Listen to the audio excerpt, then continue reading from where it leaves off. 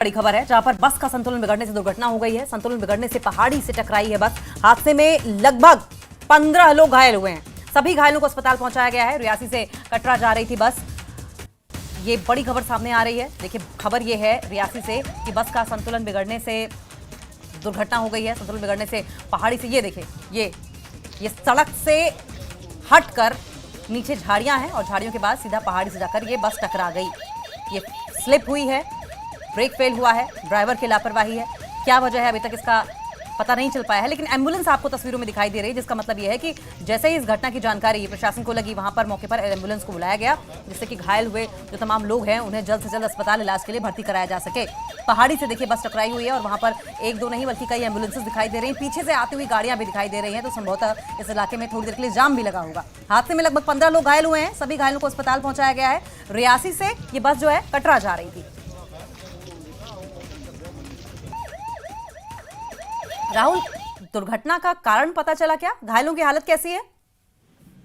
देखिए अंकिता, आज दोपहर को जब सभी स्कूली छात्र अपने अपने घरों में स्कूल की छुट्टी के समय जा रहे थे, उस वक्त रियासी से कटरा जा रही एक बस जिसका नंबर JK02BE8355 बताया जा रहा है, और ये बस जो है वो रियासी से कटरा जा रही थी। सीला बारादरी का इलाका है, काफी ढलान भरा ये इलाका है, जहां पर बताया जा रहा है कुछ लोगों का, स्थानीय लोगों का जो चश्मदीद है उनका ये कहना है कि हो सकता है ब्रेक फेल हो गई, जिसकी वजह से इसका संतुलन बस का बिगड़ जाता है और सीधा पहाड़ी में जाके हिस्से में जाकर टकराती है।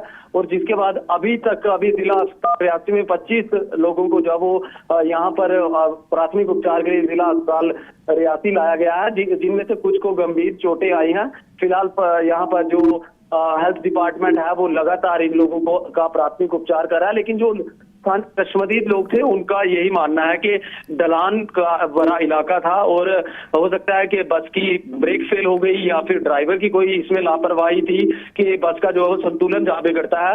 इसमें कई सारे बताया जा रहा है कि कॉलेज के छात्र छात्राएं भी हैं और कुछ बुजुर्ग भी हैं जिन्हें जो चोटें आई है, और फिलहाल प्राथमिक उपचार जिला अस्पताल रियासी में चल रहा है। लेकिन अंकिता, बड़ी बात यही अभी तक जो जानकारी मिल रही है कि 25 के करीब लोग इसमें जो गंभीर रूप से घायल बताए जा रहे हैं, जिनका इलाज फिलहाल जिला अस्पताल रियासी में चल रहा है। जी अंकिता। राहुल, ये बताइए, जब ये हादसा हुआ तो क्या वहां पर ट्रैफिक जाम की स्थिति भी हुई, और अगर ऐसा हुआ था तो कब तक ट्रैफिक जाम खुल गया? नहीं, देखिए, इलाका जिस स्पॉट पे बस का एक्सीडेंट हुआ है वहां पर काफी खुली सड़क है और ऐसी जाम की स्थिति नहीं उत्पन्न नहीं हुई, और मौके पर जो स्थानीय लोग थे वो मौके पर पहुंचे। पुलिस को इंफॉर्मेशन दी गई, एम्बुलेंस, क्योंकि जिला अस्पताल रियासी के पास का ये इलाका है, तो एम्बुलेंस जो वो जल्द से जल्द यहाँ पर पहुंची और समय रहते सभी को जो वो यहाँ पर जिला अस्पताल रियासी में पहुंचाया गया। जाम की स्थिति फिलहाल क्योंकि काफी चौड़ी सड़कों का इलाका है, तो जाम की स्थिति उत्पन्न नहीं हुई थी। जी अंकिता। बहुत बहुत शुक्रिया राहुल, आप नजर बनाए रखें, आगे भी इस पर आपसे अपडेट लेते रहेंगे।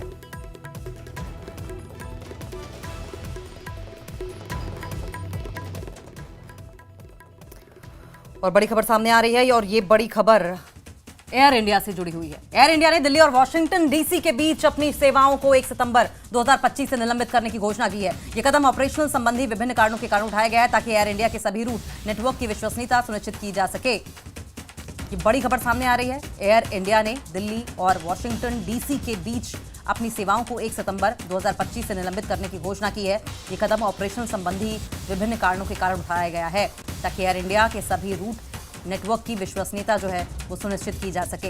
हालांकि इसका टैरिफ से कोई लेना देना है या नहीं है, इस बारे में अभी तक कोई जानकारी नहीं है।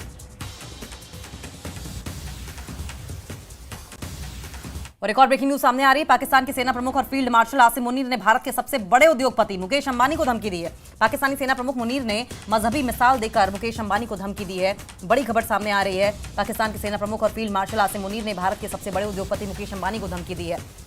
अभी तक मुकेश अंबानी हिंदुस्तानी सेना, हिंदुस्तानी प्रधानमंत्री, हिंदुस्तानी आवाम, हिंदुस्तानी आर्मी चीफ, इन पर ही निशाना साधते रहे हैं, लेकिन अब उनका स्तर इतना गिर गया है कि उद्योगपतियों को भी उन्होंने निशाना बनाना शुरू कर दिया। अब ये इसको आप इस तरह से अटेंशन सीकिंग गैम्बिट कह लीजिए या निचले स्तर पर उतरने की पराकाष्ठा कह लीजिए, कुछ भी कह लीजिए, लेकिन ये बात अब इंटरनेशनल कम्युनिटी को, इंटरनेशनल फोरम को समझने की जरूरत है कि आसिम मुनीर कर क्या रहे हैं। आज अगर ये हिंदुस्तान के किसी उद्योगपति के साथ हो रहा है तो संभवतः अपनी सहूलियत के लिए पाकिस्तान किसी और के साथ भी करे।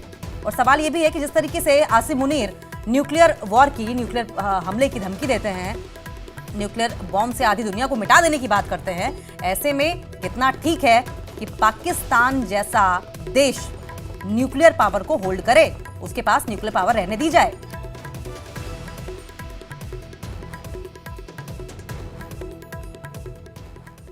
पाकिस्तान के सैन्य प्रमुख फील्ड मार्शल आसिम मुनीर ने अमेरिका की धरती से भारत के खिलाफ परमाणु युद्ध की धमकी दी। अमेरिकी राष्ट्रपति डोनाल्ड ट्रंप के पाकिस्तान की तरफ हाथ बढ़ाने के बाद से पाकिस्तानी फील्ड मार्शल आसिम मुनीर दूसरी बार अमेरिका के दौरे पर पहुंचे हैं और यह पहली बार है जब किसी पाकिस्तानी सैन्य प्रमुख ने इस तरह खुलेआम भारत को न्यूक्लियर अटैक की धमकी दे दी हो।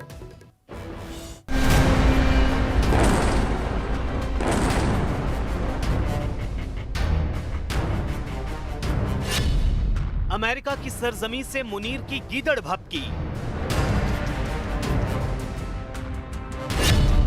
न्यूक्लियर अटैक से आधी दुनिया को उड़ाने की धमकी।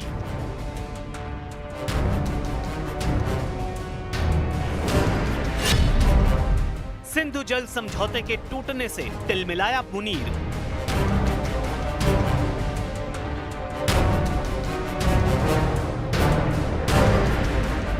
जब से अमेरिका के राष्ट्रपति डोनाल्ड ट्रंप ने पाकिस्तान के नए नवेले फील्ड मार्शल आसिम मुनीर को पुचकारा है, तब से उनकी भाषा में गजब का कॉन्फिडेंस आ गया है। ऑपरेशन सिंदूर में भारत के हाथों बुरी तरह पिटा पाकिस्तान अमेरिका की गोद में बैठकर भारत को न्यूक्लियर युद्ध की धमकी दे रहा है। फिर अमेरिका पहुंचा पाकिस्तान का फील्ड मार्शल। अमेरिका ने ऑपरेशन सिंदूर के बाद पाकिस्तान को उंगली क्या पकड़ाई, पाकिस्तान ने उसका हाथ ही पकड़ लिया। भारत और अमेरिका के बीच टैरिफ को लेकर चल रही खींचतान का फायदा उठाने आसिम मुनीर फिर से अमेरिका जा पहुंचा। यही नहीं, अमेरिकी अधिकारियों के साथ जमकर तस्वीरें खिंचवाई जा रही हैं और भारत को कोरी धमकियां दी जा रही हैं। अमेरिका के आधिकारिक दौरे पर पहुंचे मुनीर ने न सिर्फ अमेरिकी राजनीतिक और सैन्य नेताओं से मुलाकात की, बल्कि पाकिस्तानी डायस्पोरा से भी संवाद किया। इसी दौरान एक प्राइवेट समारोह में मुनीर ने भारत को गीदड़ भभकी देने की कोशिश की। हम एक परमाणु संपन्न राष्ट्र हैं और अगर हमें लगे कि हम डूब रहे हैं तो हम आधी दुनिया को अपने साथ ले डूबेंगे। इतना ही नहीं, मुनीर ने सिंधु जल समझौते के रद्द होने पर भी जमकर खींच निकाली। भारत का सिंधु जल संधि को निलंबित करने का फैसला 25 करोड़ लोगों को भूखमरी के खतरे में डाल सकता है। हम इंतजार करेंगे कि भारत बांध बनाए और जब वो ऐसा करेगा तो फिर हम उसे 10 मिसाइलों से फारिग कर देंगे। खास बात यह है कि जिस समारोह में मुनीर ने यह बयान दिया, वहां मोबाइल फोन या डिजिटल डिवाइस ले जाने की अनुमति नहीं थी और भाषण का कोई आधिकारिक टेक्स्ट भी जारी नहीं हुआ। मुनीर का अमेरिका दौरा पाकिस्तान और अमेरिका की कूटनीतिक और सैन्य रिश्तों के लिहाज से अहम माना जा रहा है, लेकिन मुनीर के इन बयानों ने चर्चा का रुख बदल दिया है, क्योंकि ये पहला मौका है जब अमेरिकी जमीन से किसी पाकिस्तानी सैन्य प्रमुख ने भारत के खिलाफ परमाणु युद्ध की खुली धमकी दी है। मुनीर के बयान पर अमेरिका में चुप्पी। मुनीर की कोरी धमकियों से नहीं डरेगा भारत। मुनीर की परमाणु युद्ध की इस धमकी पर अमेरिका की चुप्पी हैरान करने वाली है। जाहिर है मुनीर अमेरिका के इस रुख से काफी खुश है, लेकिन भारत इन कोरी धमकियों से जरा भी प्रभावित नहीं है। भारत पहले ही ऑपरेशन सिंदूर के जारी होने की बात कह चुका है। भारतीय थल सेना प्रमुख जनरल उपेंद्र द्विवेदी ने हाल ही में अगले युद्ध की तैयारी की बात कही है, जबकि air chief marshal AP Singh ने भी ऑपरेशन सिंदूर में पाकिस्तान के 5 फाइटर जेट और एक बड़ा विमान मार गिराने का दावा फिर से दोहराया है। Apart from these, the SAGW systems, mostly from, I'm talking about fighter aircraft are from S-400. We have at least 5 fighters confirmed kills and 1 large aircraft, which could be either an Elint aircraft or an AWNC aircraft, which was taken on at a distance of about 300 kilometers. This is the actually largest ever recorded surface to air kill that we can talk about. And So this plan was discussed. Even the escalation metrics were made and discussed as to where can it lead to, what can happen, and if this happens, what is going to be our response. So it was a nicely planned out effort. भारतीय नौसेना भी अरब सागर में पूरी ताकत के साथ तैनात है, यानी मुनीर की धमकी से पहले ही भारत ने पाकिस्तान से निपटने की तैयारी पुख्ता कर ली है।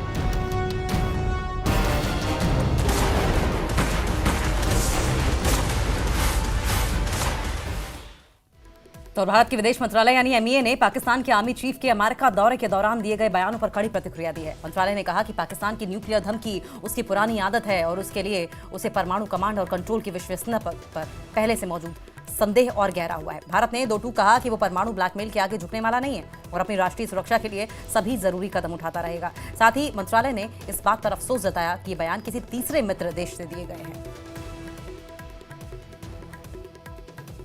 और छोटे से ब्रेक के लिए रुकेंगे।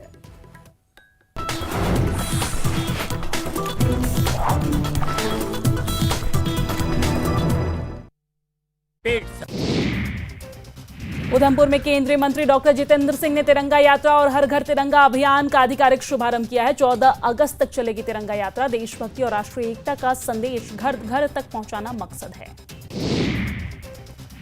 किश्तवाड़ में सुरक्षा बलों और आतंकियों के बीच एनकाउंटर। इलाके में तलाशी अभियान लगातार जारी है। डुल इलाके में 2 आतंकियों के छिपे होने की खबर है। कुलगाम के अखाल में एंटी टेरर ऑपरेशन का 11वां दिन है आज। अब तक 3 आतंकी ढेर हुए हैं। 3 से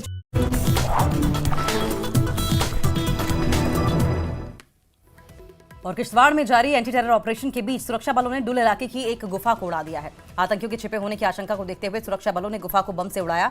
रविवार को इस इलाके में आतंकियों से सुरक्षा बलों की मुठभेड़ हुई थी, जहां 2 आतंकियों के छिपे होने की खबर है।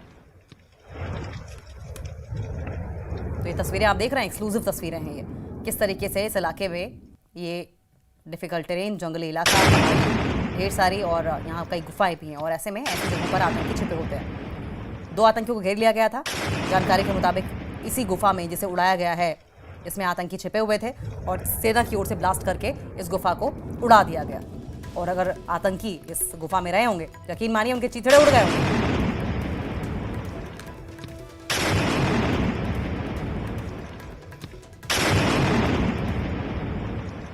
डुल इलाके में जिस तरह सिक्योरिटी फोर्सेस ने 2 फॉरेन टेररिस्ट्स को जो घेरा, सर्च ऑपरेशन के बाद फायरिंग का तबादला हुआ, गोलीबारी दोनों साइड से हुई, लेकिन उसके बाद पूरे इलाके को सिक्योरिटी फोर्सेस में कार्डन और सर्च में लिया है।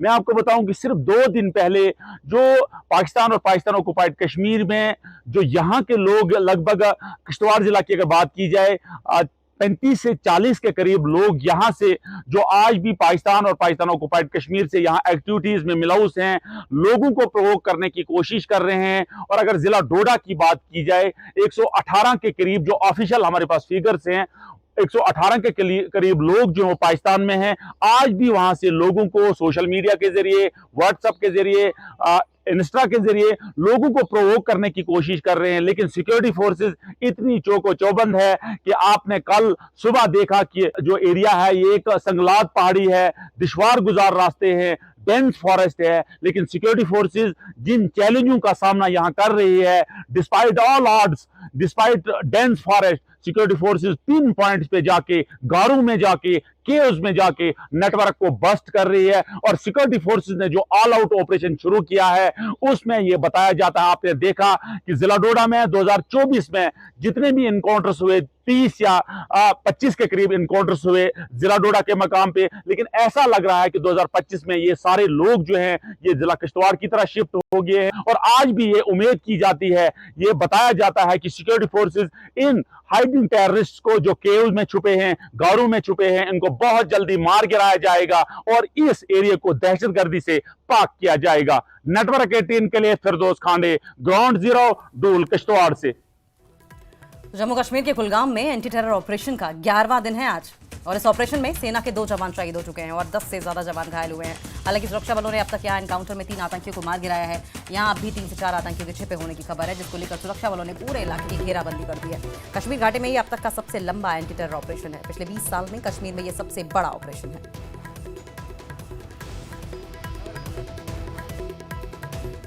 ये बड़ी खबर सामने आ रही है। देखिए 11वें दिन में कुलगाम का जो एनकाउंटर है वो पहुंच गया है और ऐसे में मुठभेड़ में अब तक 3 आतंकी मारे जा चुके हैं, जबकि सेना के 2 जवान शहीद हुए हैं, 10 जवान घायल भी हुए हैं। हेलीकॉप्टर से नज़र रखी जा रही है, थर्मल इमेजिंग की जा रही है, ड्रोन से नज़र रखी जा रही है। पीर पंजाल की श्रेणियाँ हैं जहाँ पर घने जंगली इलाके हैं, छोटी बड़ी चट्टानें हैं, डिफ़िकल्ट टेरेन है और ऐसे में आप देखें कि किस तरीके से सेना का ये जो ऑपरेशन है उसका दायरा बढ़ता जा रहा है। गोलियों की लगातार आवाज़ें सुनी जाती रहीं। 11वें दिन भी हालात वैसे ही हैं। अखाल दिवसर कुलगाम का एनकाउंटर आज 11वें रोज में दाखिल हो गया है और हम आपको बताया कि लास्ट फ्राइडे को ये एनकाउंटर शुरू हो गया था और अब तक 11 दिन हो गए हैं।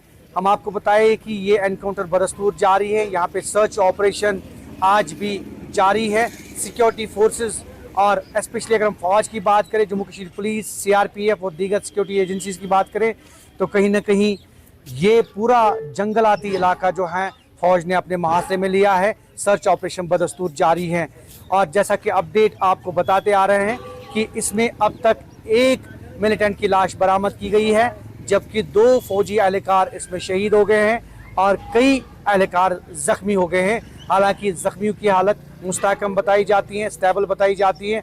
अलबत्ता ये कि ये पूरा इलाका जो है ये अभी भी मुहासरे में है और जम्मू कश्मीर पुलिस के जो एहलकार हैं यहाँ पे तैनात हैं।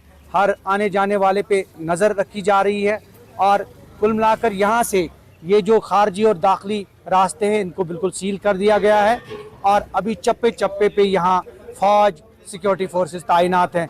कुल मिलाकर हम ये कह सकते हैं आज 11वां दिन है और 11वें रोज़ भी ये जो एनकाउंटर है, चूँकि अब सर्च ऑपरेशन बदस्तूर जारी है और चूँकि कुछ दिन पहले फायरिंग के वाक़यात रोनुमा हो रहे थे, रात भर फायरिंग हो रही थी, अलबत्ता अब जो है सर्च ऑपरेशन बदस्तूर जारी है। फौज और सिक्योरिटी फोर्सेस को स्पेशली उम्मीद है कि यहाँ मिलिटेंट छुपे हो सकते हैं अब भी और उन्हें न्यूट्रलाइज करने की, उन्हें ढूंढ निकालने की कोशिश कर रही है सिक्योरिटी फोर्सेस। आज 11वां दिन और 11वां दिन भी ये ऑपरेशन बदस्तूर जारी है यहाँ अखाल दिवसर कुलगाम इलाके की अगर हम बात करें।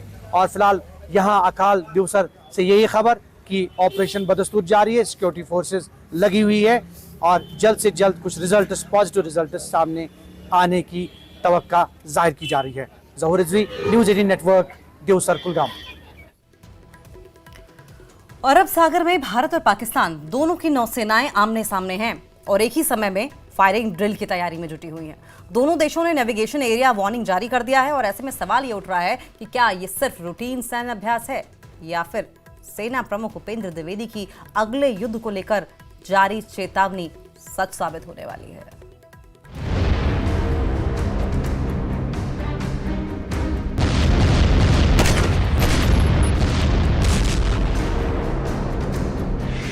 फिर गर्म हुआ अरब सागर का पानी।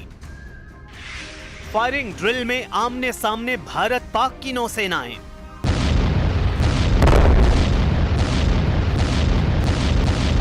अरब सागर में तनाव चरम पर है। भारतीय नौसेना का ऑपरेशन सिंदूर अभी भी जारी है, जिसने पाकिस्तानी नौसेना को उनके तटों तक सीमित कर दिया था।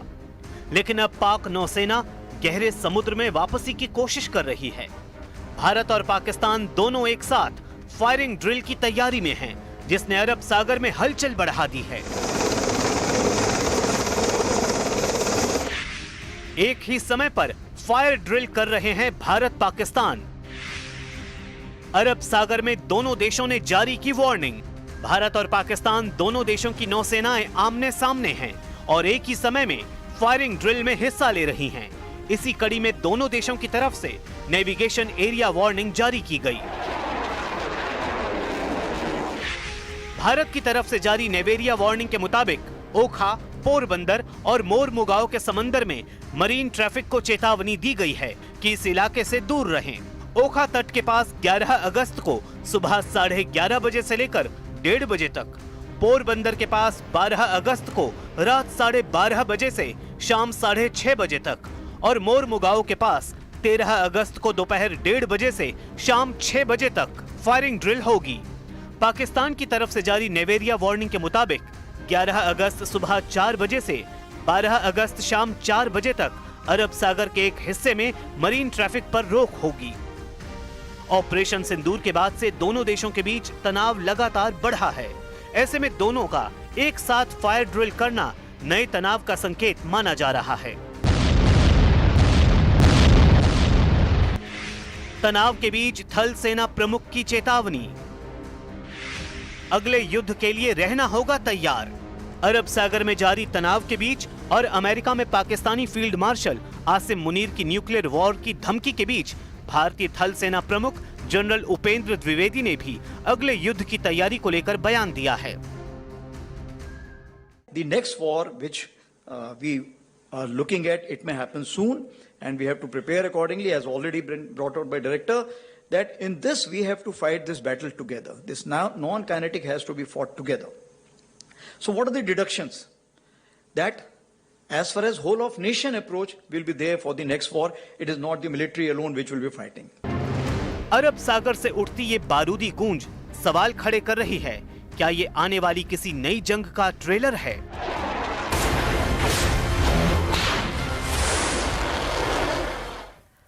और दिल्ली हाईकोर्ट ने टेरर फंडिंग मामले में जेल में बंद कश्मीरी अलगाववादी नेता यासीन मलिक से 4 हफ्तों के अंदर अंदर जवाब देने को कहा है। दरअसल मामला मई 2022 का है, जब एक विशेष अदालत ने टेरर फंडिंग मामले में यासीन मलिक को दोषी मानते हुए आजीवन कारावास की सजा सुनाई थी। और इस मामले में मलिक पर कई गंभीर आरोप भी लगे थे, जिनमें देश के खिलाफ आतंकवाद को फंडिंग करने का आरोप भी शामिल है। मलिक ने इन आरोपों को स्वीकार किया था और उनका इस मामले में कोई विरोध नहीं था।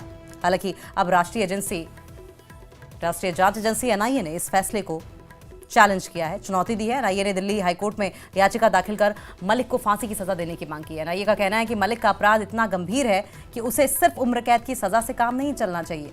एनआईए की तरफ से कहा गया कि मामला रेयरेस्ट ऑफ द रेयर दरअसल है, इस कैटेगरी में आता है और इसलिए कड़ी सजा दी जानी चाहिए। दिल्ली हाईकोर्ट ने एनआईए की याचिका पर सुनवाई करते हुए यासीन मलिक को नोटिस भेजने का आदेश दिया है। अदालत ने कहा कि मलिक को अपनी बात पूरी रखने का मौका दिया गया है, पूरी तरीके से अपना बात रख चुके हैं यासीन मलिक। अब 10 नवंबर को इस मामले में अगली सुनवाई होगी, जब मलिक अपना पक्ष कोर्ट के सामने रखेंगे। हालांकि ये जो पेशी है वो सिक्योरिटी रीजंस की वजह से वीडियो कॉन्फ्रेंसिंग के जरिए होगी।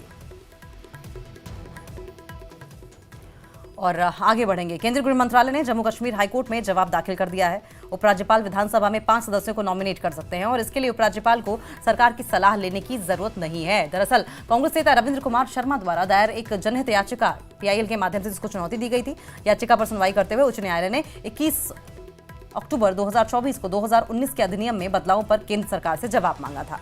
गृह मंत्रालय का जम्मू कश्मीर हाईकोर्ट में जवाब भी हुआ।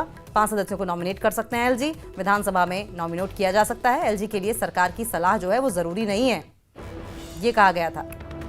और इसके अलावा आपको ये भी बताएं कि ये जो याचिका थी कांग्रेस नेता रविंद्र कुमार शर्मा ने एक पीआईएल फाइल की थी, जिसमें इस पिटीशन में चैलेंज किया गया था। याचिका पर सुनवाई की गई। उच्च न्यायालय ने हाईकोर्ट ने 21 अक्टूबर 2024 को 2019 के अधिनियम में बदलावों पर सेंट्रल गवर्नमेंट से इस मामले पर जवाब मांगा था, जिसमें यह जवाब आज दाखिल किया गया।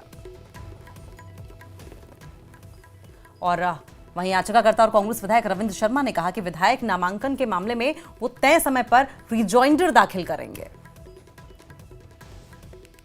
5 लोग आप नॉमिनेट कर देंगे तो नामजद वोटर जो हैं वो एक मेजॉरिटी गवर्नमेंट को माइनॉरिटी में बदल सकते हैं और माइनॉरिटी को मेजॉरिटी में बदल सकते हैं। मान लीजिए यहाँ जो है वो एक के पास 44 आदमी है, चुनाव के बाद एक के पास 46 है, सरकार 46 की बनती है, 90 का हाउस है इलेक्टेड, तो 45 प्लस होगा तो वो सरकार बनाएगा। लेकिन गवर्नमेंट जो है वो 44 में 5 जमा करेगी और 49 करके वो सरकार बन जाएगी 14 दरवाजे से। और इसलिए हमने ये नॉमिनेशन का प्रोविजन, क्योंकि कॉन्स्टिट्यूशन में जो भी काम गवर्नर या राष्ट्रपति करते हैं on the advice of council of ministers होता है, तो वो पहले यही होता था, 2 नामजद होती थी महिला। एक तो ये हमारा प्रोविजन था, ये प्रोविजन जो है वो गलत है। भारतीय जनता पार्टी और उन्होंने प्रयास तो किया कई पार्टियों के साथ घर से और अंदर से बाहर से करने के बाद, लेकिन वहाँ आंकड़े पे पहुंचे नहीं और इसलिए उसको उसी वक्त तो इस्तेमाल नहीं हुआ। इसलिए माननीय सुप्रीम कोर्ट ने हमको कहा कि लिबर्टी दी कि हाई कोर्ट में जाइए, पहले हाई कोर्ट इस पर सुनवाई करे।